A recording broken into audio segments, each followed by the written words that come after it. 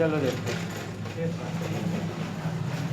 आव्यूह चैप्टर जो है एकदम सिंपल चैप्टर है। इसमें सबसे इम्पोर्टेंट है लास्ट वाला प्रश्नावली 4.6 और विविध, उसी से क्वेश्चन आता है। जैसे पुरानी बुक की मैं बात कर रहा हूँ, नई बुक में तो हो सकता है 4.6 तक हो भी ना। तो आव्यूह बहुत ज़्यादा टफ नहीं है। आव्यूह का जोड़ और घटाला एकदम सिंपल है। जैसे आप करते आए नहीं हो, जैसे आप पहले की तरह करते आए हो, जोड़ घटाना बिल्कुल वैसे ही करना है। बस यहाँ एक्स वाई लगा रहेगा और कोई दिक्कत नहीं। आव्यूह सरल है। आव्यूह के एक अंतिम वाली प्रश्नावली में थोड़ा सा आपको पढ़ना पड़ेगा ठीक ठाक ढंग से, और बाकी ठीक बहुत खास चैप्टर ये नहीं है, बहुत आसान चैप्टर है। देखो पहले आव्यूह किसे कहते हैं। हाँ, आव्यूह यानी मैट्रिक्स।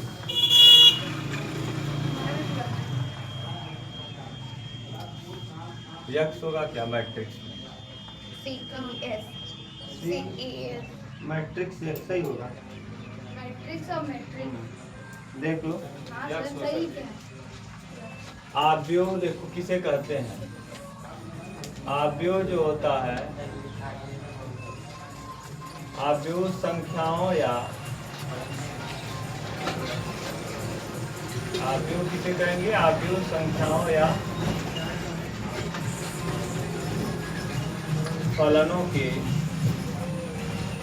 न आव्यूह संख्याओं या फलनों के एक आयताकार क्रम विन्यास को कहते हैं। एक आयताकार क्रम विन्यास को कहते हैं।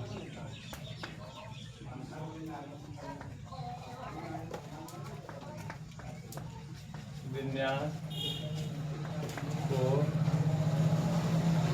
कहते, और इनमें जो फलन या इनमें संख्याओं या फलनों को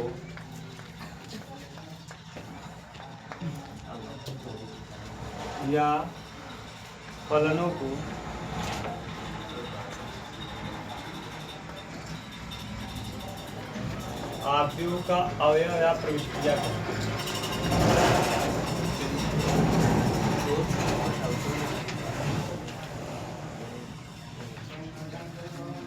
या प्रविष्टियां कहते हैं।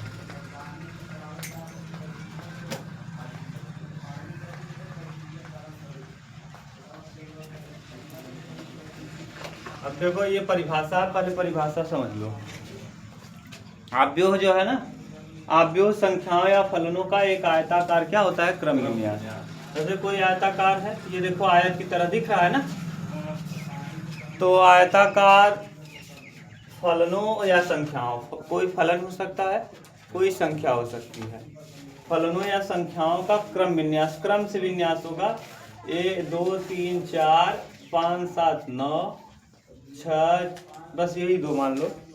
अब ये देखो आव्यूह है, और आव्यूह को इसमें ये देखो आयत की तरह दिख रहा है ना, और ये क्रम विन्यास है। ये एकदम क्रम से है, ऐसा नहीं कि ऊपर नीचे कहीं है। अगर ऐसे चलोगे तो इसे पंक्ति कहेंगे, और अगर इस तरह से चलेंगे तो इसे क्या कहेंगे? स्तंभ। इसे कहेंगे स्तंभ। तो ये ऊपर ऐसे चलोगे तो क्षैतिज चलोगे तो पंक्ति, और ऐसे से चलोगे तो स्तंभ। इसे रो कहते हैं, इसे कालम कहते हैं। ठीक। दूसरी बात ये है कि इनमें जो संख्याएं हैं ना, ये सब, ये देखो संख्या लिखे हो ना, इनमें संख्या हो सकता है या कोई फलन हो सकता है। तो जो संख्या या फलन होगा उसे हम आव्यूह का क्या कहेंगे? अवयव कह देंगे या प्रविष्टियां कह देंगे। इसी का नाम आव्यूह के अवयव, या इसी का नाम क्या है? आव्यूह की प्रविष्टियां। ठीक। तो आव्यूह का अवयव कहो या आव्यूह का प्रविष्टियां कहो, दोनों का मतलब क्या है? समान है। अच्छा, एक बात ये है कि जो आव्यूह है ना, इसे दिखाने के लिए हमेशा कैपिटल लेटर का प्रयोग करेंगे। जैसे आव्यूह अगर लिखना हो, इसको मान लो आव्यूह ए, तो हम ए ऐसे नहीं लिखेंगे, इसे हम हमेशा कैसे लिखते हैं? कैपिटल। आव्यूह को हम कैपिटल से लिखते हैं, जबकि आव्यूह के अवयवों को अगर मान लो इसके अंदर अवयव ही लिखना होता तो इसके अवयवों को लिखते समय हम छोटे अक्षरों का प्रयोग करते हैं। ये मतलब समझ गए कि नहीं?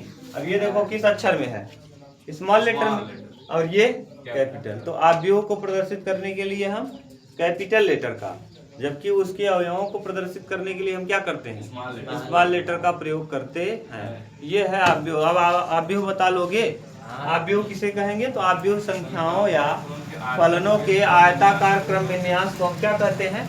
अवयव कहते हैं ना। अवयव में जो अवयव या संख्याएं या फलन होते हैं उन्हें हम क्या कहते हैं? अवयव के अवयव या प्रविष्टियां कहते हैं। अवयव में जो भी संख्याएं होंगी या जो भी फलन होंगे, उन फलनों या संख्याओं को, अगर फलन रहेगा तो प्रविष्टि कहेंगे और संख्याएं रहेंगी तो उसकी अवयव कहेंगे। समझ गए? अवयव को दिखाने के लिए हम कैपिटल लेटर का प्रयोग करेंगे, जबकि अवयव के अवयवों को दिखाने के लिए हम स्मॉल लेटर का प्रयोग करते हैं। ठीक, कहीं दिक्कत नहीं ना?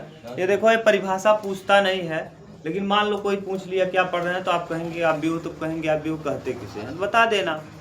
अवयव क्या है? अवयव संख्याओं या फलनों का आयताकार क्या है? क्रम विन्यास है। बस इतना बता देना, जिसमें संख्याएं या फलन जो हैं वह इन अवयवों के क्या कहलाते हैं? अवयव या प्रविष्टियां कहलाती हैं। बस इतना बता दोगे। तो यहाँ आप ये भी बता देना कि अवयव जो होता है उसे हम कैपिटल लेटर से लिखते हैं, जबकि उनके अवयवों को दिखाने के लिए हम स्मॉल लेटर का प्रयोग करते हैं। अब देखो, इसको जब लिखते हैं ना, तो अभी क्रम आप सीखोगे तो ऐसे लिखते हैं। ए बराबर ऐसे A11, A12, A21, A22। अब इसको ऐसे भी ना लिख करके ऐसे लिखा जाता है AIJ अवयवों को। I मतलब पहला और J मतलब दूसरा। I मतलब पहला अवयव, J माने दूसरा। I मतलब पहला, J माने I मतलब पहला, J माने I मतलब पहला, J माने। इसमें I जरा बताओ, 2 है और J 1 है। इसमें I 1 है और J 2। तो पहले वाले अवयव को I और दूसरे वाले अवयव को क्या कहोगे? J। समझ गए ना? अब इसमें जैसे ये 2 क्रॉस 2 का भी हम लोग देखेंगे, तो लिखो अवयव की कोटि। अवयव की कोटि।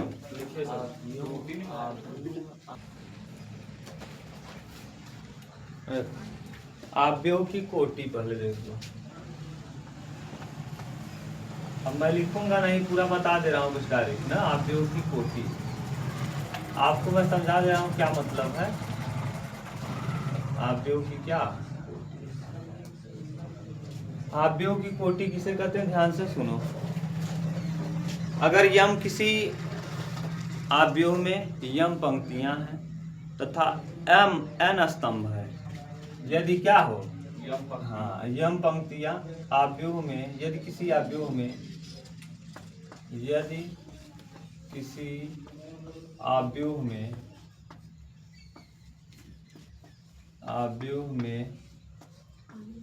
m पंक्तियां हो, m पंक्तियां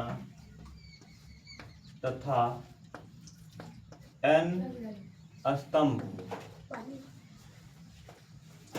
हो, तो m क्रॉस n को अवयव की कोटि कहते हैं। अवयव की कोटि कहते हैं। यही देखो लिखाए होंगे ना। और ये m मान लो कोई अवयव है, उसमें m पंक्तियां हैं, n स्तंभ है, तो m गुणे n को, m क्रॉस n को अवयव की कोटि कहते हैं। अवयव की जो कोटि होती है ना, अवयव के कोटियों को दिखाने के लिए, जैसे मान लो कोई अवयव है A, इसको दिखाने के लिए इसके अवयवों को AIJ और यहाँ लिख देंगे m क्रॉस n। अब m क्रॉस n का मतलब समझ लो। जैसे मान लो किसी अवयव में 3 पंक्तियां हैं, कितनी? 3 और 2 स्तंभ हैं, तो इसे क्या कहेंगे? इसकी कोटि क्या है? 3 क्रॉस 2। मतलब समझ रहे हो ना? जैसे देखो, अब आप ऐसे ना समझ पाओगे, अब ऐसे समझ लोगे। 3 4 6 2 5 7 और यहाँ एक और लिख लो 3 2 4। हमको ये बताओ इस अवयव की कोटि क्या है? तो बताओ कितनी पंक्तियां हैं? 1 2 तीन तो पंक्तियां 3 पंक्ति, पहले पंक्ति को लिखेंगे। पहले क्या लिखते हैं? पंक्ति को। फिर क्या लिखते हैं? यम। ये कितने हैं? 3। तो यानी आप समझ रहे हो, ये कौन है? यम है। और ये कौन है? एन है। इसी को कहते हैं आव्यूह की कोटि। क्या कहलाता है? आव्यूह की कोटि। समझ गए ना? यानी जो पहला वर्ण होगा वो किसको दिखाएगा? पंक्ति को। और दूसरा जो होगा वो स्तंभ को। बात समझ रहे हो? पहला वाला पंक्तियों को और दूसरा वाला स्तंभों को। समझ गए? अगर मैं पूछ लूं आव्यूह के कितने अवयव होंगे, तो अगर हम आव्यूह की कोटियों का आपस में गुणा कर देंगे तो हमको आव्यूह का अवयव पता चल जाएगा। जैसे 3 का गुणा 3 में करो, 9 अवयव। यानी इस वाले आव्यूह में कितने अवयव होंगे? अगर किसी आव्यूह 4x3 का है, 4x3 का है, तो बताइए इस आव्यूह में कितने अवयव होंगे? 12। देख लो, इसमें 9 होगा। 1 2 3 4 5 6 7 8 9। यानी आव्यूह की कोटि का आपस में गुणा करने पर जो आता है वो अवयवों की क्या आती है? संख्या। समझ गए? अगर पूछ लेगा आव्यूह की कोटि दिया है तो अवयवों की संख्या बताओ, तो आपको कोई दिक्कत है? तुरंत ही आपस में क्या कर दोगे? गुणा करके बता देना कि अगर 5x3 का कोई आव्यूह है तो इसका मतलब उसमें 15 अवयव होंगे। कितने अवयव होंगे? अगर 5x3 का कोई आव्यूह है तो उस आव्यूह में कुल 15 अवयव होंगे। बता दें। और समझ गए ना? अगला देखो, आव्यूह के प्रकार। क्या? अच्छा, आव्यूह के प्रकार क्या है? अब मैं आव्यूह के प्रकार बताने जा रहा हूँ, ध्यान से सुनना। प्रकार।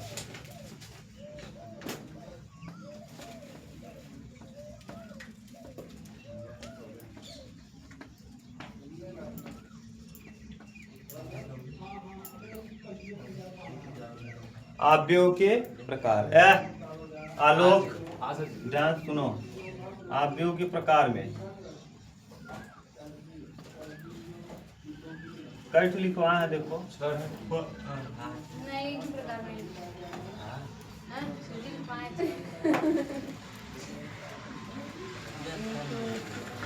छह प्रकार लिखवा है। पहला आपको लिखा होगा स्तंभ आव्यूह। रुक जाओ। अब स्तंभ आव्यूह देखो किसे कहेंगे?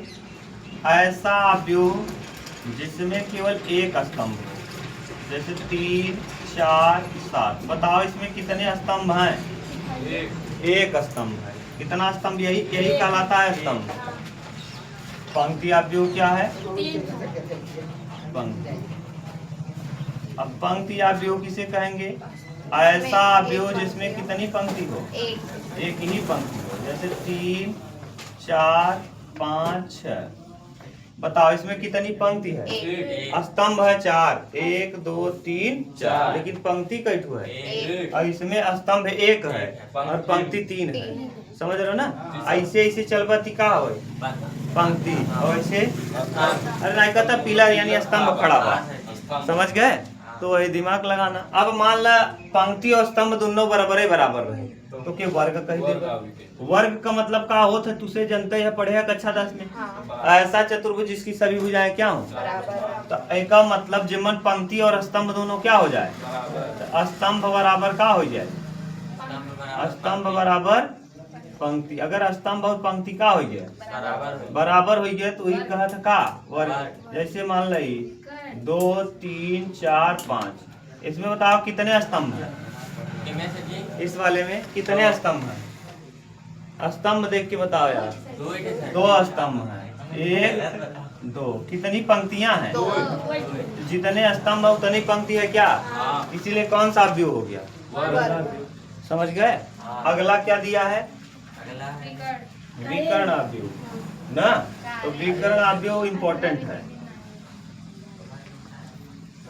विकर्ण आव्यूह ध्यान से सुनो जी।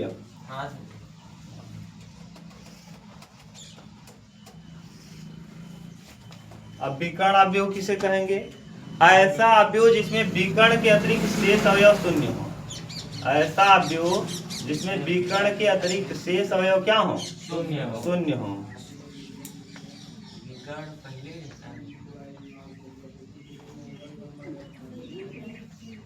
विकर्ण के अतिरिक्त शेष अवयव क्या हो? विकर्ण के कहते हैं जानते हो? ये है, ये क्या कहलाता है? विकर्ण। दो विकर्ण हो था चतुर्भुज में। चतुर्भुज में कितने विकर्ण? दो। एक ही ई और एक ही तो ई वाला विकर्ण ना लेगा, ऐसे ऐसे लेगा। समझ गए? इसी को कहते हैं विकर्ण। ऐसा अवयव जिसमें विकर्ण के अतिरिक्त, विकर्ण के बाकी शेष अवयव क्या हो? शून्य हो, उसे क्या कहते हैं? विकर्ण अवयव। और विकर्ण से ही जो बना है मोस्ट इंपॉर्टेंट है, ये खूब यूज करेंगे। कौन सा अवयव? तत्समक अवयव। अदिश लिखवा जाएगा, अदिश लिखना। अदिश के बाद अदिश, अदिश अवयव। अच्छा, विकर्ण और अदिश में कुछ बहुत बड़ा अंतर ना है। विकर्ण अवयव के अदिश अवयव कहते अगर सब अवयव एक ही हो जाए, ऐसे मतलब विकर्ण अवयव रहा है। विकर्ण का मतलब क्या होता बतावा? विकर्ण के अतिरिक्त शेष अवयव का रहे चाहे? शून्य रहे चाहे। विकर्ण के अतिरिक्त शेष अवयव का रहे चाहे? शून्य। अब बतावा विकर्ण बा मन? हाँ देखा, विकर्ण है भाई, विकर्ण बा देखा। अच्छा, ये विकर्ण अवयव तो है ही या विकर्ण अवयव है ही, साथ ही साथ कैसा अवयव है? विकर्ण अवयव को अदिश अवयव कहने लगते हैं यदि विकर्ण के सभी मान क्या हो जाए? समान हो जाए। विकर्ण अवयव ही अदिश अवयव कहलाता है। विकर्ण अवयव को अदिश अवयव कहते हैं यदि विकर्ण के सभी अवयव वही हो जाए, समान हो जाए। तो ये विकर्ण अवयव तो है ही या, साथ के साथ अदिश अवयव भी है। जैसे सर जी, शून्य की जगह चाहे जो अंतर है चले ना? नहीं, विकर्ण के अतिरिक्त सभी अवयव शून्य हो और विकर्ण में जो अवयव है वो समान हो। विकर्ण के सभी अवयव समान हो और शेष अवयव शून्य हो तो उसे कहते हैं अदिश अवयव। और एमन और एमन अंतर का बा, इसमें भी विकर्ण के अतिरिक्त शेष अवयव शून्य होंगे, लेकिन विकर्ण का कुल अवयव अलग अलग हुए तब वो चल जाए, उमन सेम रहे चाहे।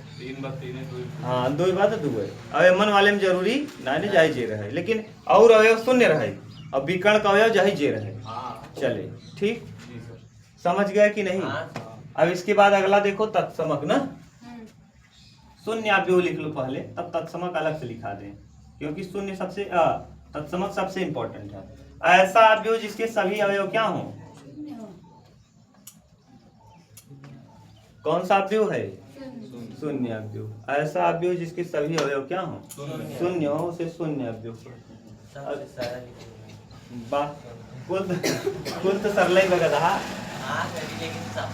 इसके बाद और एक है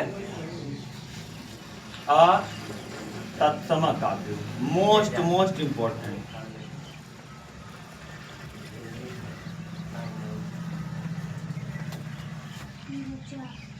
बहुत इंपॉर्टेंट। ऐसा विकर्ण अवयव, ऐसा विकर्ण, विकर्ण का मतलब समझ जाए और बाकी अवयव का हो? जीरो। जैसे ही हम विकर्ण का नाम ले, इतना तोहरे दिमाग में तुरंत चले चाहे कि विकर्ण का नाम लेते ही मान शेष अवयव का हो? शून्य। ऐसा अवयव जिसमें विकर्ण के अतिरिक्त शेष अवयव शून्य हो तथा विकर्ण का प्रत्येक अवयव एक हो। विकर्ण का प्रत्येक अवयव क्या हो? एक हो। 1 0 0 0 1 0 0 0 1। बताओ शेष अवयव कहाँ है? शून्य है। और विकर्णवत अवयव कहाँ है? एक है। अच्छा, एमन और एमन अंतर का होइए कहो गुरु जी? हाँ, ओमन एक न रहे, एक के अतिरिक्त यही जोन हुए, एमन हर एक ही होगा और कुछ नहीं हो सकता। समझ गए? अब देखिए कैसे दिखावा थी, जाना था? एक एक कहती I3, क्या कहती? I3। अब अच्छा, विकर्ण अवयव के खूबसूरती भाई हमेशा वर्ग में रहे, हमेशा कैसे रहे? एहने जाए जैसे रहे चले। विकर्ण अवयव जितना भी रहे, जैसे विकर्ण का नाम जहाँ आए वो सब वर्गाकार हुए। सब कैसन हुए? वर्गाकार हुए। समझ गया? वर्गाकार कहे कि मतलब जैसे देखा 1 2 3, 3 स्तंभ और कितनी पंक्ति? 1 2 3। तो जितना स्तंभ रहे उतना ही पंक्ति। तो अब समझ गया अदिश अवयव और विकर्ण अवयव में क्या अंतर? अदिश अवयव तत्समक अवयव में क्या अंतर है? अदिश अवयव के प्रत्येक अवयव विकर्ण के अतिरिक्त शेष अवयव शून्य होते हैं, लेकिन जो विकर्ण में अवयव होते हैं वो समान होते हैं। जबकि तत्समक अवयव में विकर्ण के अतिरिक्त शेष अवयव शून्य होते हैं लेकिन जो विकर्ण में अवयव होते हैं वो एक होते हैं। बस इतना ही रहा पूरा आव्यूह का प्रकार।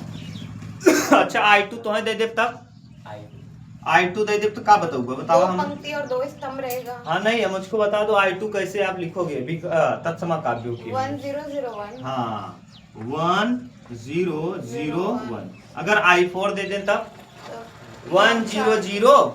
देखा I4 दे दे तो 1 फिर कई जीरो 3 जीरो फिर 0 फिर 1 फिर डबल 0 फिर 0 0 फिर के 1 तब 0। पहले देखा पहले तरह पहले बार पहले स्थान पे 1 फिर दूसरे स्थान पे 1 फिर तीसरे स्थान पे 1 अब अगला जहाँ चौथे स्थान पे 1 आई का काम होगी। समझ गया कि नहीं। तो बस यही कहते हैं कौन सा आव्यूह तत्समक आव्यूह ना। अब आराम से के उतार ले जहाँ परिभाषा लिखे होगा बगले उदाहरण उतार ले बस वही के खत्म। चालू है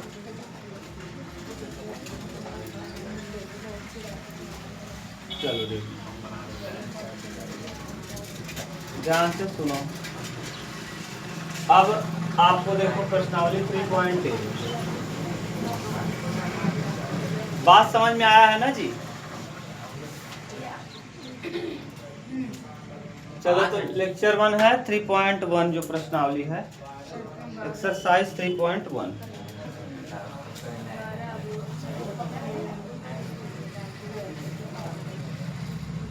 बिल्कुल सिंपल सिंपल सवाल है। पहला वाला क्वेश्चन देखो तुरंत उत्तर बताओ। A बराबर बताओ जरा 2 5 -19 -19 ठीक 35 -2 5/2 12 3 1 -5 सही है। देखो पहले आप इसका तुलना कर लो तब भी समझ में आएगा। ये कौन सी पंक्ति है पहली तो बताओ इसको लिखोगे ए ए ए ए बैठिए लिखा ही बात 1 2 3 4 फिर 1 2 3 4 फिर लिख दे भाई ए ए ए ए फिर लिख दे भाई ए ए ए ए। अब भाई क्यों की दिक्कत बता ये कौन सी पंक्ति है पहला 1 1 1 1 ये कौन सा है 2 2 2 2 ये कौन सा है 3 3 3 ये कौन सा स्तंभ है पहला 1 1 1 ये दूसरा 2 2 2 ये तीसरा 3 3 3 ये चौथा 4 4 4 बोलो कैसे पढ़ते हो सुनो 11 12 13 14 21 22 23 24 31 32 33 34। अब तो से जोन पूछे तो बता दो कि खत्म बात। कहता आव्यूह की कोटि बताइए। आव्यूह की कोटि कई पंक्ति बा 1 2 1 2 3 पंक्ति बा। पहले पंक्ति लिखा था 3 और स्तंभ कई बा 4 तो 3 गुणे 4 12 अवयव नहीं पूछे बा। आव्यूह की कोटि 3 × 4 हुए बस ये उत्तर हुई। हाँ 3 × 4 ये तो है ये पहले प्रश्न का उत्तर। पहले का उत्तर का हो जाए 3 × 4 का 3 × 4 हो ये पहले पंक्ति लिखा था तब का लिखा था पहले पंक्ति तब जाके स्तंभ भाई बताए रहे यम माने पंक्ति और यन माने स्तंभ हो गया। पहले को उत्तर कहाँ के दिक्कत होता यही बिना कहत है ई वाले चैप्टर में दम ही नहीं है और मजा नहीं आवता फीलिंग नहीं होता यार फीलिंग। हाँ जैसे करे पहले वाले में रहा फीलिंग आवत रहा पढ़ावे में हेमन दम नहीं ना। अवयवों की संख्या बताओ 13 नंबर बतावा कहता 1 3 1 3 तीसरा है भाई कितना हो जाए बताओ 1 3 कितना हो बराबर 35 देख क्यों हम बताए 35 से तुलना कैले 35 कहाँ बा 34 35 सही है नहीं ना 35 कहाँ पूछा? 22 देगा तो उनको 35 हुए। 21 दिया है। 21 कौन है? 21 35। 21 का मान 35 हो जाए। अच्छा ये तो 33 33 बताओ। 33 यहाँ बा -5 हो जाए। और 24 अंतिम 12 हो जाए। और 23 5/2 बताओ का बताओ है मन कुछ दम बा कुछ नहीं। वही के पहला प्रश्न खत्म। पहला क्वेश्चन आज आए होते हैं तो कहते हैं 3 सवाल सही बा। तब हम सही याद लगी समझ गए? ठीक बात नहीं चल अगला, यदि किसी अवयव में 24 तार ले इसको हाँ तल 12 जरूरी